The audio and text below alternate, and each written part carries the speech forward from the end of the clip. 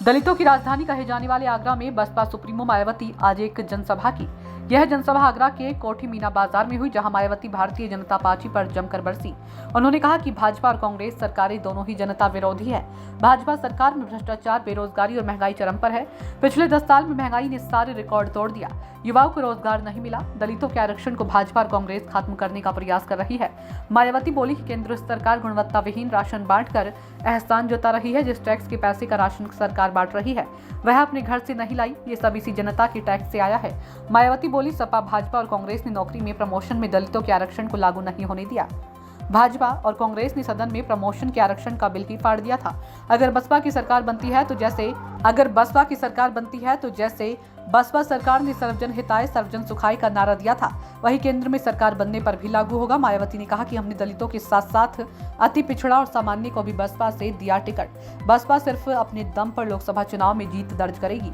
गरीब लोगों को थोड़ा नौकरी में राशन आदि दिया है, तो ये कोई बीजेपी ने अपनी जेब से नहीं दिया है। श्री नरेंद्र मोदी जी ने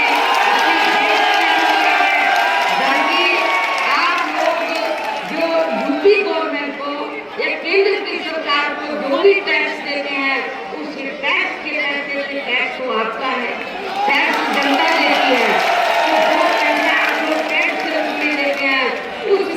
से ये राशन दिया जा रहा है, इसमें बीजेपी का कोई ऐसा नहीं है और ना ही श्री नरेंद्र मोदी जी का इनका कोई ऐसा नहीं, कोई कर्ज नहीं है।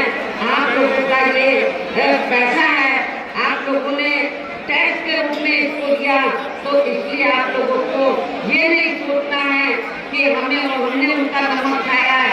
ये नमक तो आप ही लोगों का है। आप लोगों ने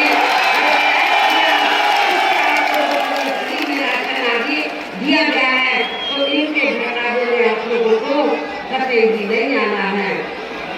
लेकिन है, और वैसे भी ये जो गरीब लोग हैं, वैसे भी इनकी जटिल समस्या देश में हर हाथ को काम देने से केवल दूर हो सकती है, जिसकी तरफ हमारी पार्टी की बड़ी सरकार विशेष ध्यान देगी। साथ ही देश